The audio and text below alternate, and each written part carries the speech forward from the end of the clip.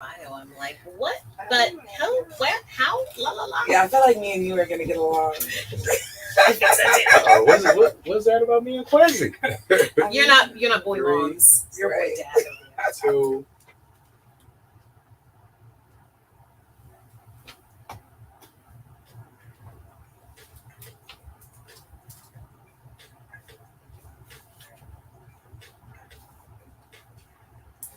You're listening to KGPC 96.9 FM Oakland and streaming online at www.kgp969.org.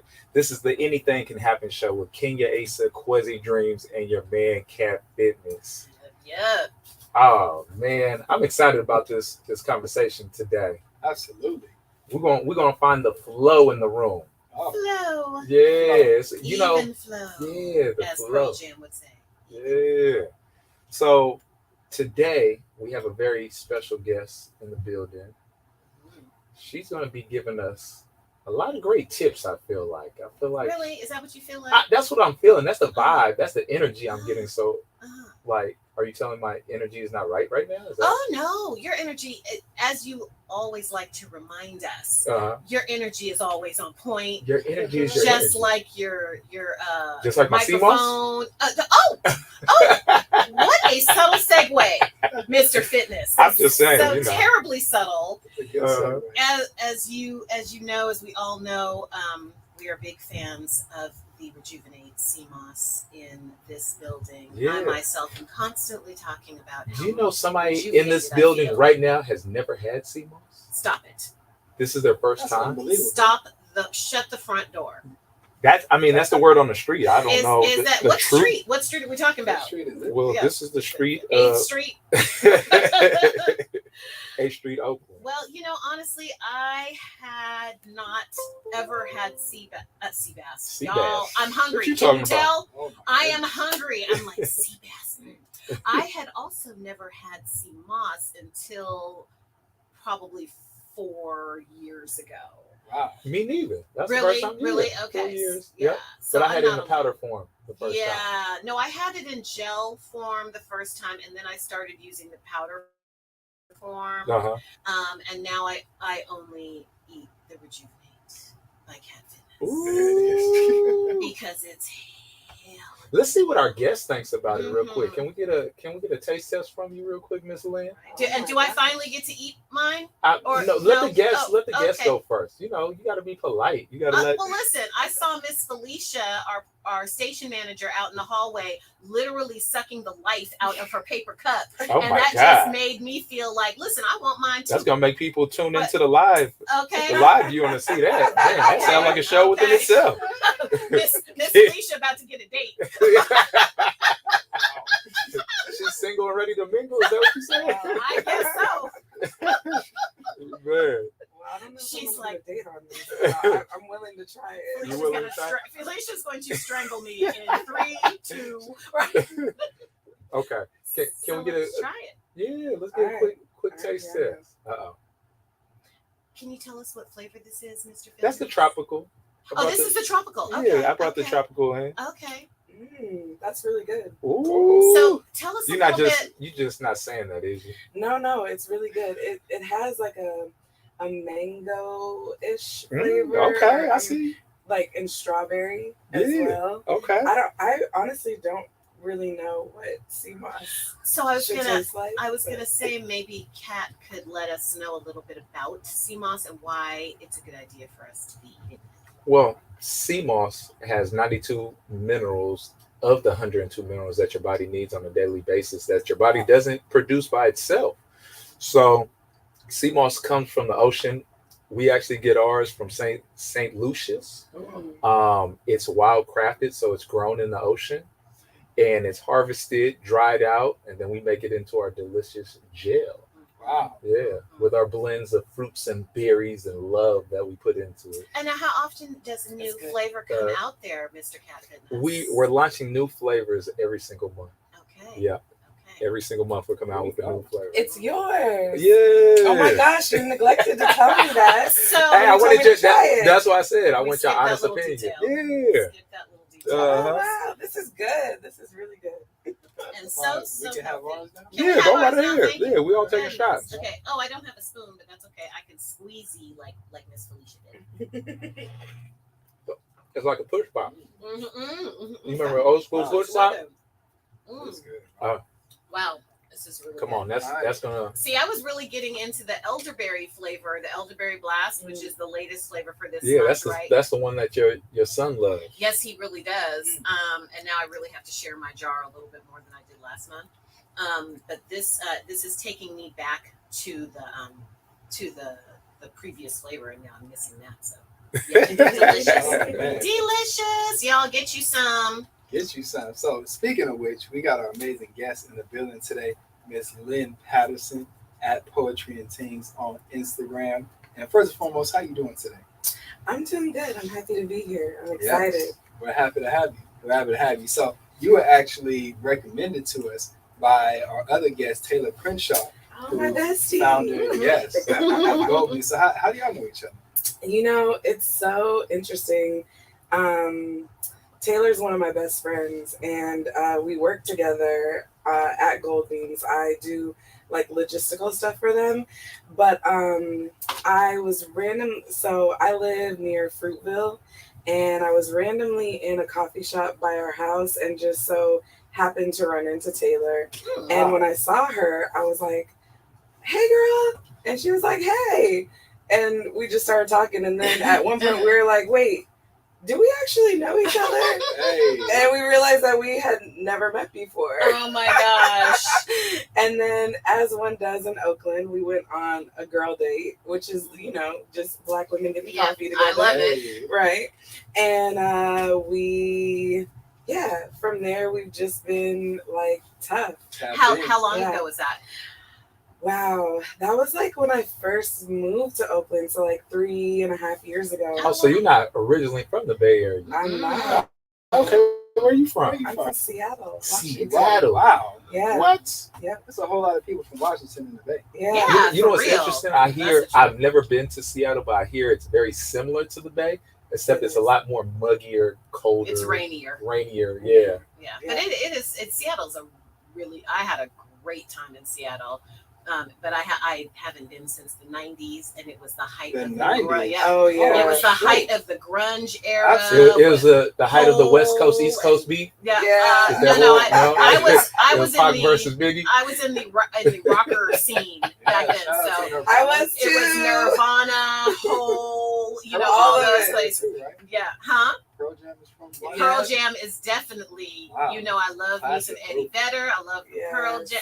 Yes. Yeah, that was my childhood. 'Cause Yeah. I Wow. grew up, I was born in 87 and I grew up, as a kid in the 90s. Mhm. And so my my childhood was full of a lot of grunge and punk, and that's interesting. And then also I lived in a historically like Black neighborhood in Seattle. Oh, So Really? so like that East Coast, West Coast, like rap, like hip hop was just, I always say hip hop raised me because like my parents were children of hip hop and they Wow. imparted that upon me. So yeah, it That's was deep. a fun growing up I in bet it Seattle. was. And what was that like? So I actually spent like a third of my childhood in Seattle. My parents divorced when I was What? pretty young. Hold on. Wait, Quincy. I did not know. That's what I'm saying. How long How- have I known you how- now? Random story Coming today. to illuminate us on our own co-host. It'll be in the book. Okay. But Oh, the book. Okay. I spent a lot of time in Seattle, in Tacoma to be specific, Okay. and just kind of like grew up there.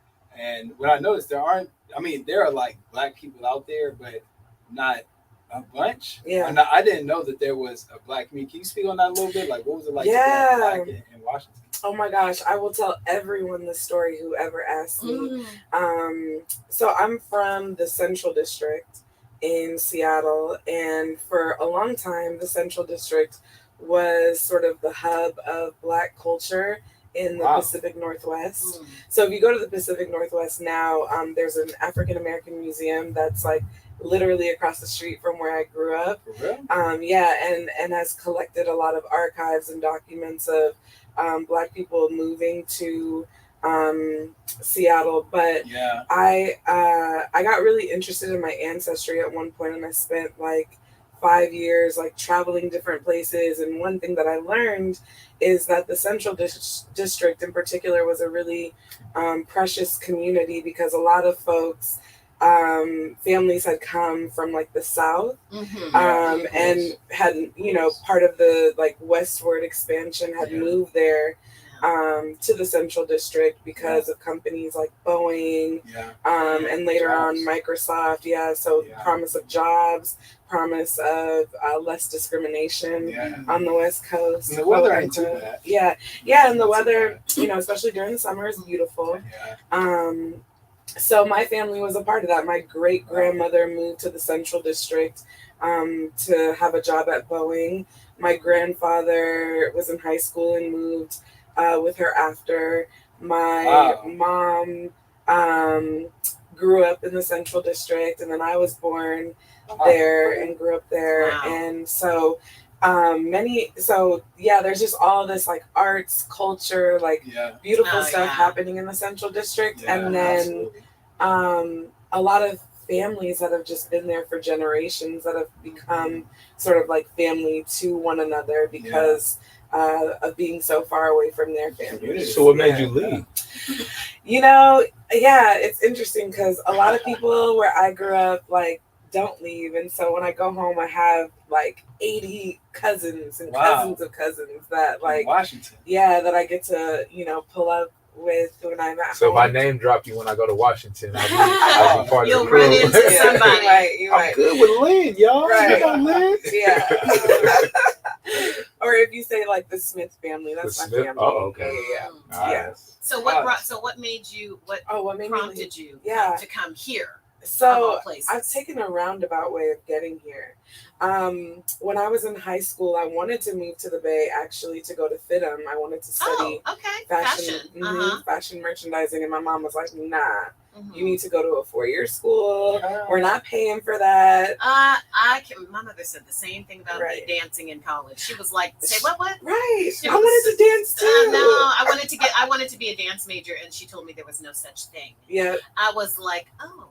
I didn't realize that. I guess I better. Why do our parents just crush our dreams? Oh, because they are being real. They're trying. Everybody here parent except me. No. Look at y'all. They're trying to be The same realistic. thing about They're you. not trying to be realistic. They got their dreams crushed, and they just handing it down.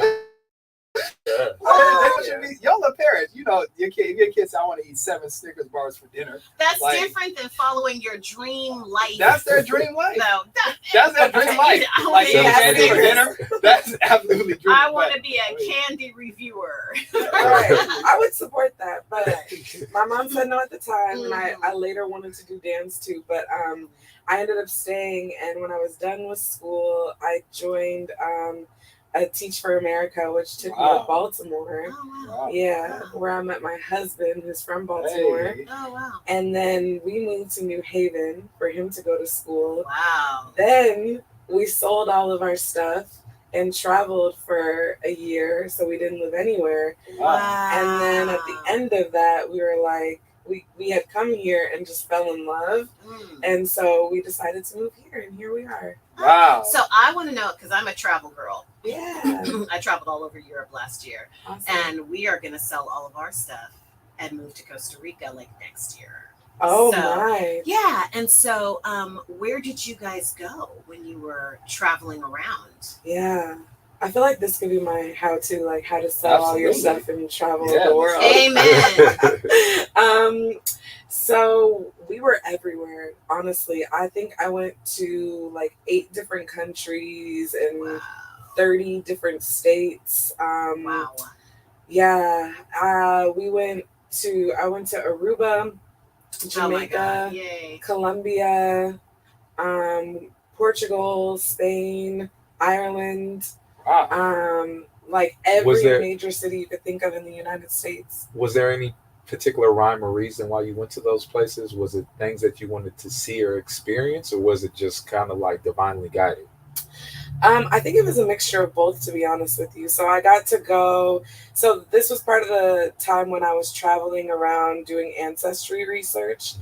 So some of the places were places that my family had been, and some of the places I was collecting like family documents and things like that. Wow. And then Were you able to catch a vibe while you were there of the family ancestry of those places? Yeah. Getting downloads? Yeah. Oh, definitely. I went to Alzheimer, Arkansas, which population 2,000 people, and my family had ended up there after my great grandfather was freed by the Emancipation Proclamation. They were sharecroppers, and they pulled up to Alzheimer and settled there, and my family was there for a few generations. But I went to his farm there, and it was just this big, huge cotton field, because that was like the thing that he knew how to farm, and it was crazy that it was still there, like to this day. The farm wasn't there, but the cotton was still there.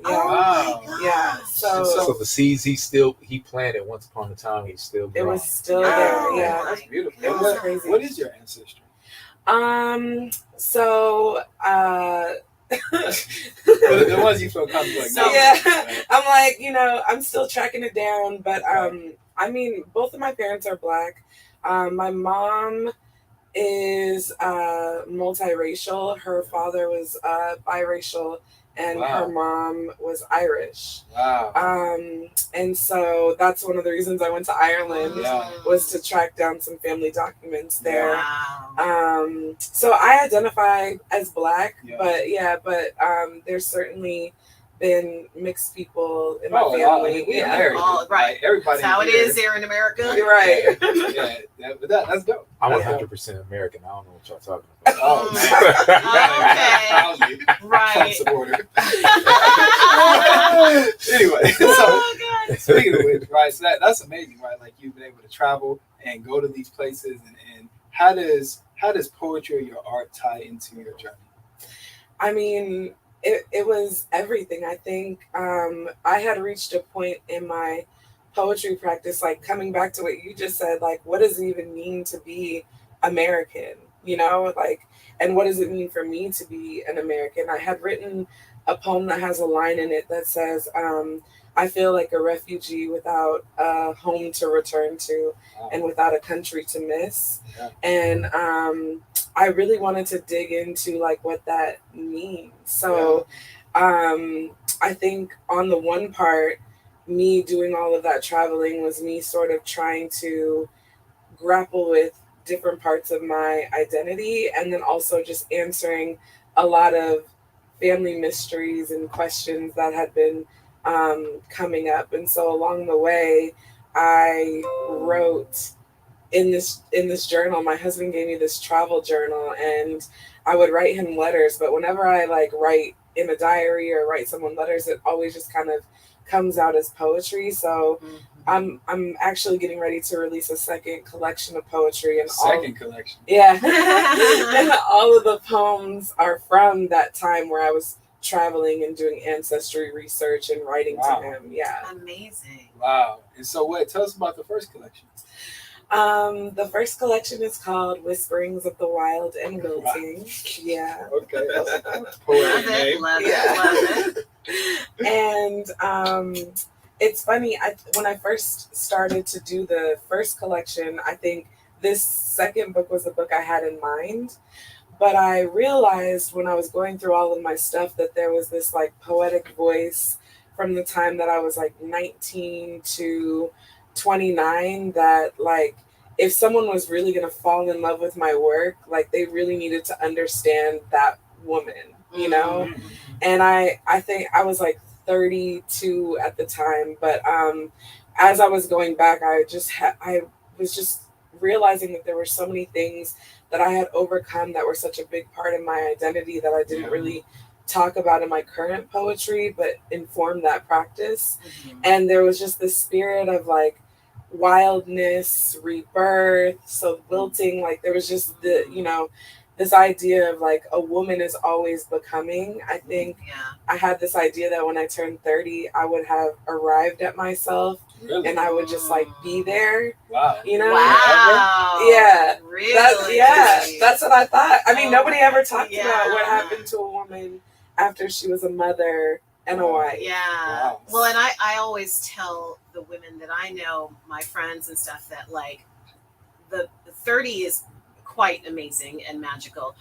And then 40 is explosive. Like it is where you have to send out a warning to your partner. You have to, because 40 is the beginning of the I don't give an F years. Wow. I'm feeling that vibe. Yeah. I can second that motion. Yeah, and so for women, I don't really know what it's like for men, and because I No, know your that's why I work, said men I isn't can second my that work. motion.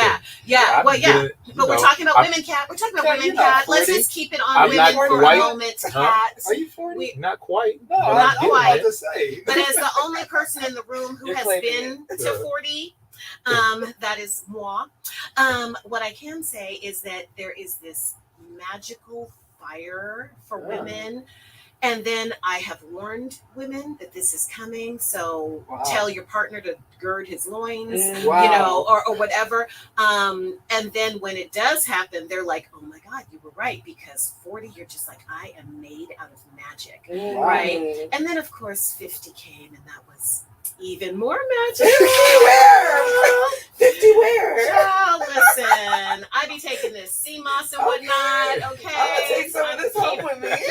She's like, give me 2 jars, Right. Cat. I just I'm bottle riding it it till the wheels fall off. Wow. But yeah, so like it, you know, there is a thing about just getting more of yourself. And I think it's adorable and super cool that you would think at that young age that arriving at 30 was like, this is it, honey. 30 is just scratching the surface, ladies and gentlemen. Yeah. Yeah. I think I had seen so many women in my family sort of like swallow themselves so that their partners could go and do and live dreams. Ooh, We ain't gonna do no saying man a bashing over word. here. You are saying. We ain't about to get into that Catching that conversation. too, I mean, saying like, because a they're We're gonna whole put our foot partner, down sooner or word. later. they swallowed themselves. Not saying it don't happen, but No, sure. of course It it goes happens. both ways, trust me. No, That no. We're not it we does here not. for poetry It and does tea. not. We here for poetry Because and women tea. That's have what the book was about. women have children. Oh, that's what the book Women is have children Can't wait to sometimes, get a copy. sometimes, and there is an expectation of women to be taking care of the children and also bringing home the bacon and doing all these other things. Men got Like the expectations whole- too. Oh, no, Men got some heavy, and we you don't ain't need having no baby though, Quizzy. Yeah. So come on Oh, now, man. come on now. Let's Oh, not man. try to minimize the No, women's not minimize. struggle We and respect- wonderfulness. We respect everybody who holds Yes, across the we board. are. It's about building righteous children. It at the is, end of the day. yes, it is. Yeah. Yes, it is. With that in mind, that's a great segment. You got right? You got her fired up. That, Quincy. man. Don't get, y'all know As better. usual. Y'all know better. Don't get me Another day that me anything can happen, started. But Bow speaking down of- gracefully, Quincy. ain't no bow out. No, I'm no. gonna come back to No, you, trust me. Quizzy will never. And that is what I love about I'll come Quizzy. back. So it's going to get on like Donkey Kong, okay? So go ahead. Now, I want to speak on it. You mentioned the wild side, right? Yeah. Or releasing your wild side. Like, what does that mean to you? And what are you looking to impart on your listeners, your audience, your readers? So, yeah, I think I'm laughing because I'm just like thinking about that girl that I said, needed a voice. And one thing when I look back at my like work and just the way that I navigate the world, I think I'm an Aries Moon, okay? So that's number one. And there's just like a sense What is for our people? well, What does that mean? Aries Moon? So I think Aries in general are like known to be fiery That's and right. very passionate, but they also have a very sort of youthful spontaneity about them, and like really just able to help others indulge in play and like get out of their shell. Yeah. And my son is an Aries. Oh my gosh. Yeah. So he embodies that. But I think when I read the poems, I was just like, wow, I love shenanigans and mischief. Yeah. Like I just really I love living loudly. I love being on the edge of a cliff and just basking at the beauty of the world. Like, I love being in a bar and falling in love with someone and writing down a poem on a napkin scrap about them, you know, like, like just that is so Aries. I mean, my cousin Jackie is like that. Shout out to my cousin Jackie. Shout out to Jackie. And she's like that because talk about bouncing around the world and moving to one country and, you know, coming back home and having one baby in one country and another baby in another country. And also just embracing that creative wild side is a very Aries trait. Yeah. And for me, I think for so long, because of, you know, just growing up with my family and being told like who I was, that was another reason that I moved, just because I had this whole community of people that knew me, but I kind of wanted to know myself a little differently, and I wanted to be able to define myself for myself. And so that wild side, that mischievous side, it was always kind of demonized in a way. And so there was a lot of growing pains of me trying to figure out how to interact with the world without feeling shame for some of the things that I wanted to do.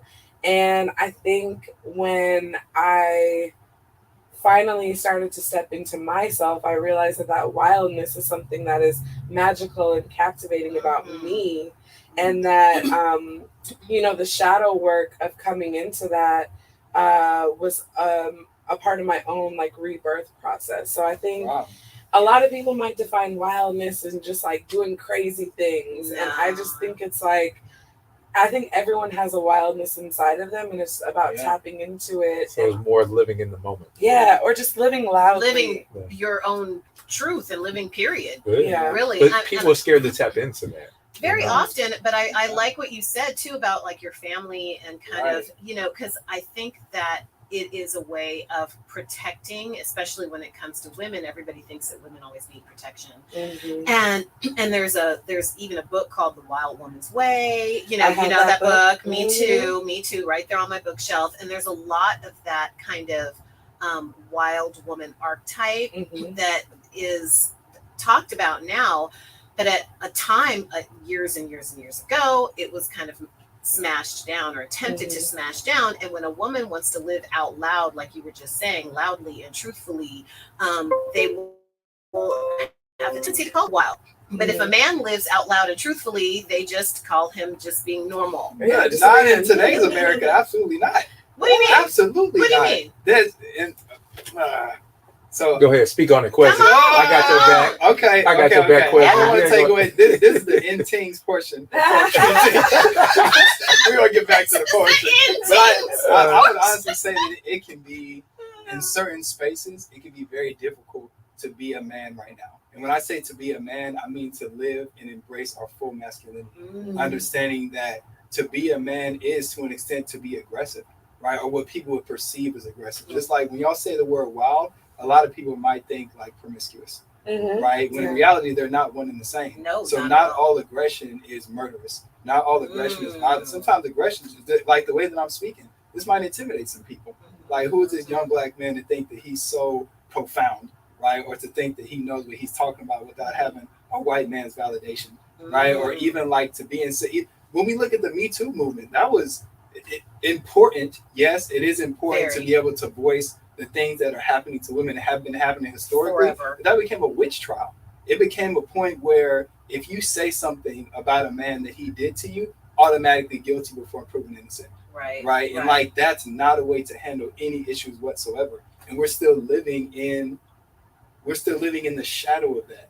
And we haven't addressed. There are people who literally lost their careers and their livelihoods because somebody said, "Oh, they did this to me." Russell Simmons is still dealing with that. And we have no evidence whatsoever other than what these human beings who may or may not have been violated, but are saying, "Oh, he did this to me, and it made me feel a certain way." And so when y'all say like, I understand. No, I understand what you're saying. I do think that with the Me Too movement, I think that a lot of it had to go so far, like what you're talking about, Kwesi. It had to go over the line in order to find a way to the middle. Okay, because it has, violating women has been It's the tradition. norm, Yeah. and there was no thought, because even when I started working at a restaurant in 90 something, right? When I was saying 21, when I was 21, I don't remember what year it was, but it was definitely the 90s.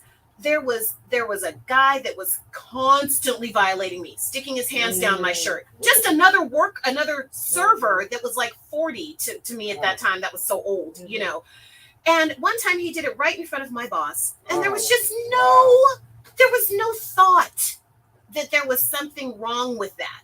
There was no thought that there was. It's just the culture. It was the culture, and sometimes as men, like it can create a bad. And it's terrible. Just like with racism, right? Like there can be a white person who feel like, oh, this person shouldn't have been mistreated, but I won't get to go to the country club, right? Or I won't get to hang out with these people or play golf with them. Right. So let me just keep my mouth shut. And not saying any of it is okay, but right. What did Martin Luther King say? Like, injustice anywhere is a threat to justice everywhere. Yeah. Right. So just continue. So the Me Too movement had to do what it had to do, and hopefully it will come to a place where it's like somebody has to be proven guilty, which is what everybody wants if you're going to be accusing somebody of a violent crime of any kind. So yeah. Yeah. So we're gonna get back to the poetry. That was a good segue. Anything can happen. Absolutely. Anything can happen. Absolutely. So with that in mind, we have come to the halfway point of our show. We're going to take a quick break. Don't leave. We actually have an incredible musical artist. But you're listening to KGPC 96.9 FM Oakland. We are the Anything Can Happen show. We're also streaming online, www.kgpc969.org. Stay tuned. We got a quick mid-show break, and then we're coming right back with Lyn Patterson. We got more on the way.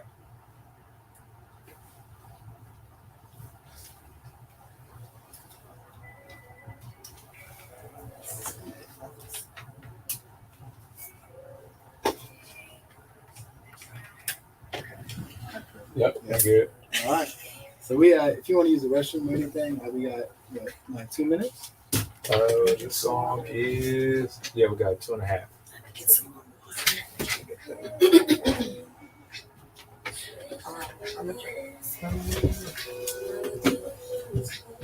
Having fun? Yeah. Yeah.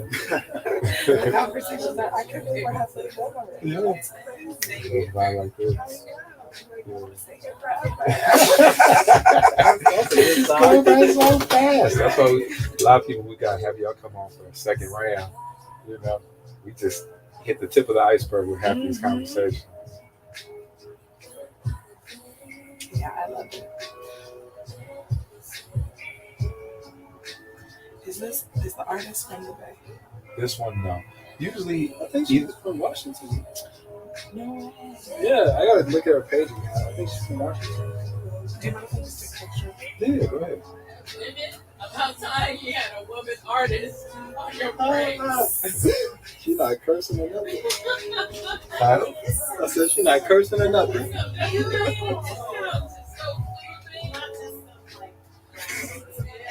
All this hate, God. We need some more men in the studio. We Yeah. need some backup. There's 2 of you already. What's going on, y'all? Oh my goodness, I'm in love with this. This is so cute. 50 where? I'm 55, dude. I just turned 55 You the look other day. amazing. Thank you. Happy belated. Thank you so much. Yeah, just last month. Yeah. Whew. Hopefully when I get to be 55, I'm like as good as we do. Drink your water, get your exercise. That's really it. Drink my It starts CBD. now. Yeah. Oh, yes. How old are you right now? I'm 35. Oh, yeah. Yeah. Yeah, just you look beautiful. Just keep it up. Keep I doing feel what like you the do. baby has just been sucking, Tell me about it. life from Tell me about my it. face. And I mean, I hear that. When I look at some of them pictures, I was like, "Oh, child! Like, it's did rough. breastfeeding do that to me? What Yeah. happened? I don't know. Yeah. It sucks the life out of you. It really does. But that's okay, because then you get to rejuvenate yourself and do your thing.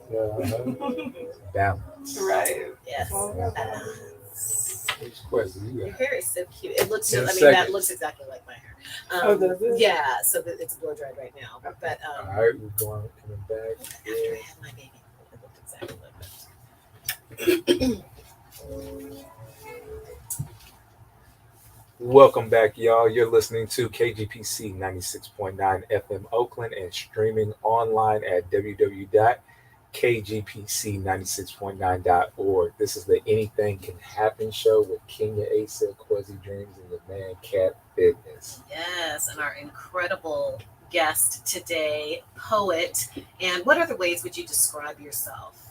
Definitely poet, dancer, educator, student, mom. Yeah. The new one. Yeah. Wife, daughter, sister, auntie, dog mom. Yes. Yeah. Do you have, Traveler too. I was going to say, do you have a piece that you could share with like our viewers out there that you feel? Yeah. Ooh. I do. Yes. Yeah. Well, now, how much time do I got? A minute? Whatever You have you, whatever however you you want to need speak because on. we want to hear it. Okay. Talk to the people. I think I'm gonna do this piece. I really love this piece because it's one of the first like long poems I wrote like in the Bay, and it's just like inspired by. You'll see when I read it, but yeah. Okay, so this piece is called "Doing Donuts."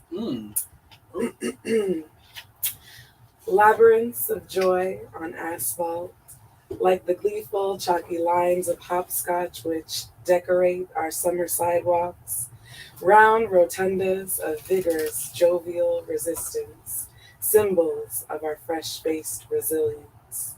Some things just don't need to be explained, like why mama's macaroni always smacks, or the jittery goodness of young love's first taste of brown sugar and molasses. Eating the pavement is spiritual, and there's a reason why we call it soul food. The screech of skid marks and the stench of burning rubber seeps into our senses, reminding us that life is more than just a hamster wheel, and that we are more than specks of dust trapped in the pull of the great big swirl. And it is our God-given right to be this young and reckless. So we bend the concrete, rotate the rear, peel back and pray that we don't wipe out. Because though there is so much ahead, there is more uncertainty about what's coming next. That's why we always pour out just a little bit of Henny before we fight our never-ending battle with gravity. I'm gonna pause there because Jill, wow. Come on. three more stanzas. Beautiful.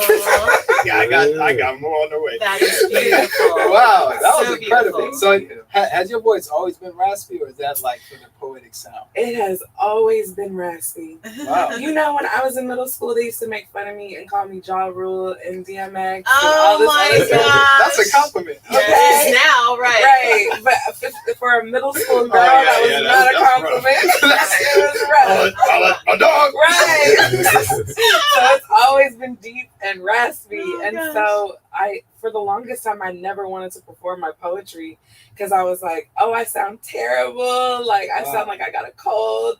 And then I started working on a poetry EP so that I didn't have to perform. And the first time I put the headphones on and I heard my voice, I was like, oh, snap. You were like, Yeah. I like Yeah. that. Yeah. Like, Yeah, it's poetic. Yeah. Okay, that's incredible. Thank That's you. incredible. So we didn't talk too much about this in the first half of the show, but what influences being a mother had on like your poetry and your life and just everything?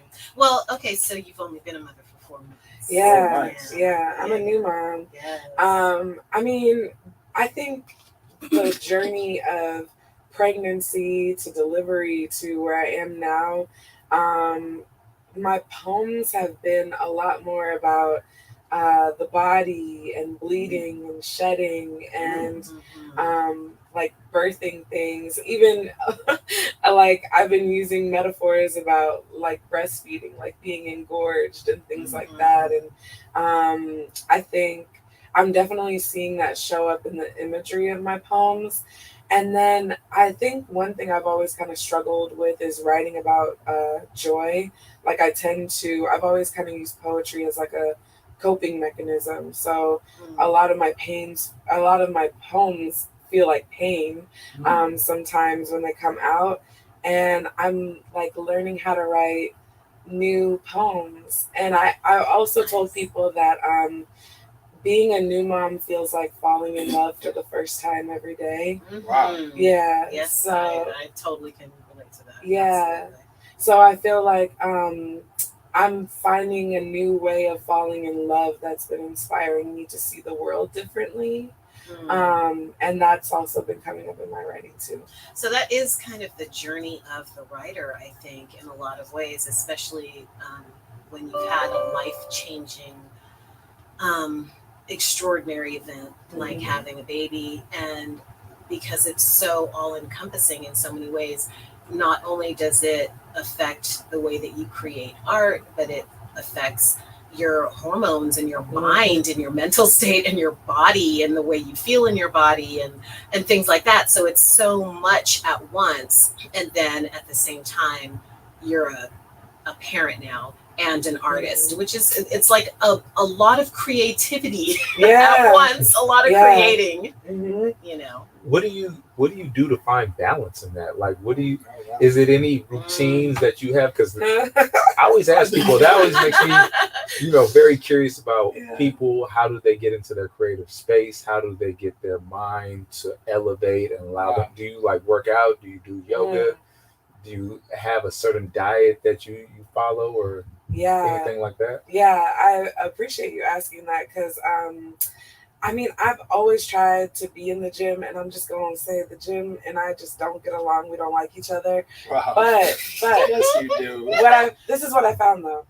Dancing is exercise that I could do for hours and hours and hours. Yes. So I'll go to it. I used to live in New York, and they had a bachata brunch, and I would be there from 12 p.m. to 8 p.m. dancing the whole time. Right.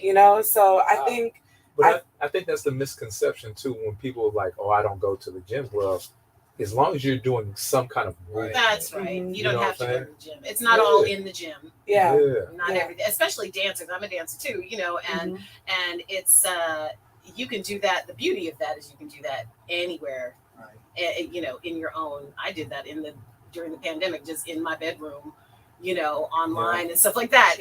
So because if you want to get it in, you got to do what you got to do. Exactly, yeah. I haven't found much time for dancing lately, for going out dancing. Yeah. But I have been dancing in like my kitchen with my baby on my hip. Yes. Nutrition is super important because, I'm sustenance right now for my child. I'm still feeding him. Yeah. Wow. So I have to make sure I'm hydrated. I got to make sure I have enough protein. I got to make sure that I have the right stuff in my body. Yeah. To provide that for him.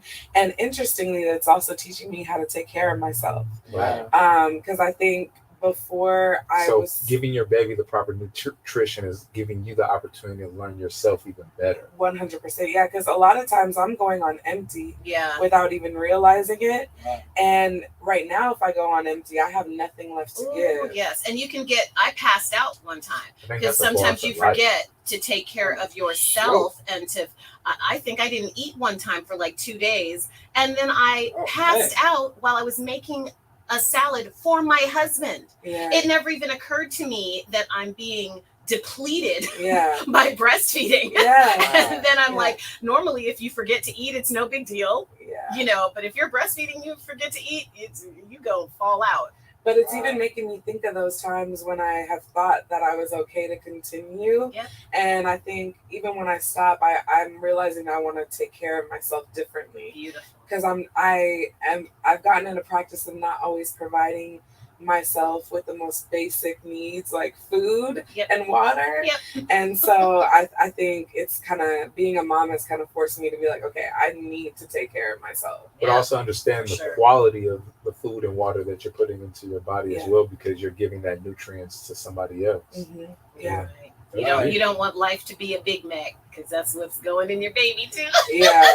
And for other mothers who are breastfeeding, I know this can be like a really sensitive topic, but an important one. Like, what would you recommend that they do put into their bodies to just like find and create that balance so they don't like pass out or run on empty?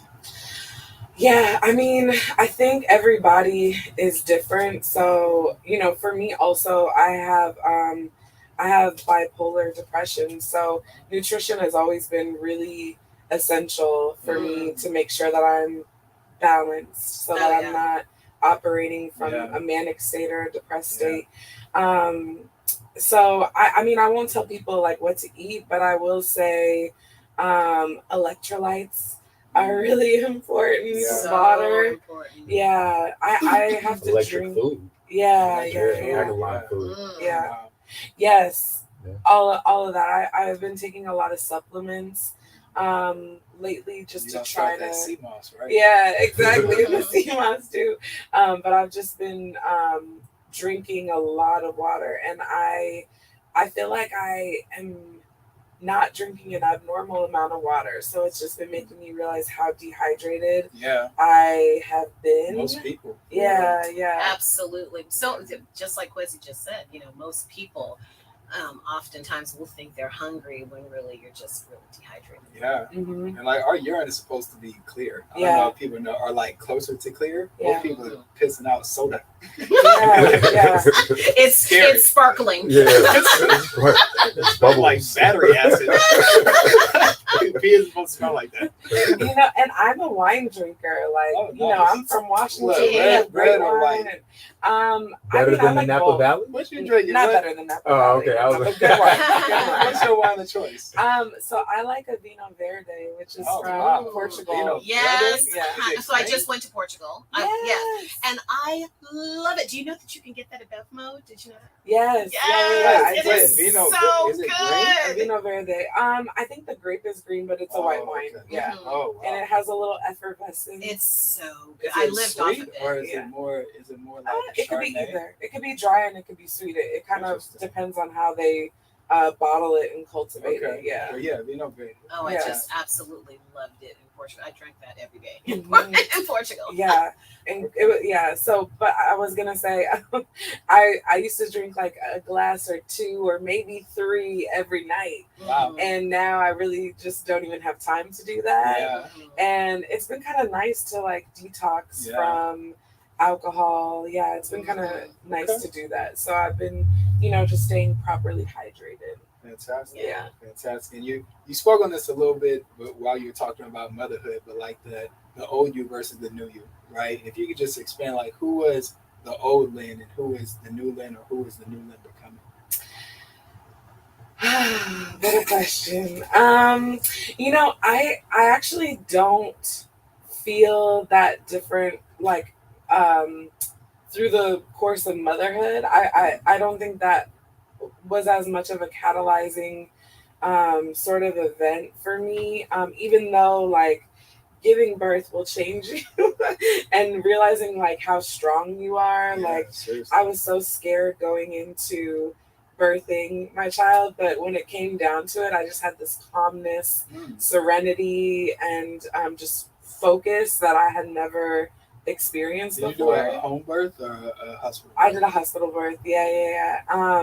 But it was a challenging birth. I was in pre-labor for 58 hours. 58. So I'm a man. I'm ignorant, right? Like when I'm thinking, like you trying to push a baby out for 58 hours. What does that mean? No, because you're not pushing your baby out. Okay. It's just the 58 hours. contractions It's are just getting contractions. Yeah. And they get strong. Yeah, it was she got to get this 10 centimeter. Was it 10 centimeters? Yeah. Yeah. And I was like 2. They had to do a lot of things to get me to. So I was in the hospital for 3 days before I actually gave birth. Oh my God. Yeah. So is that like Was is that any normal? particular- Is that abnormal? Is that No, it just does like the happen. process?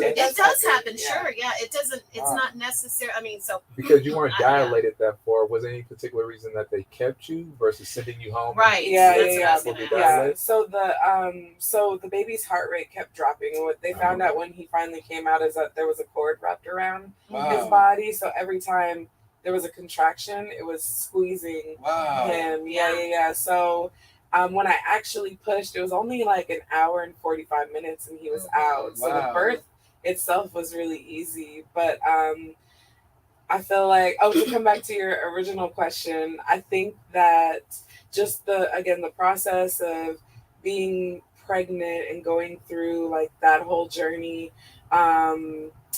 just, I don't know, I feel like it grounded me and centered me. But I think also that I'm always in a cycle of like becoming, so and life tends to move in seasons. And so I feel like the process was more of like a deepening of self versus like, you know, and a change. That's such a beautiful way of putting it. Yeah. It really is.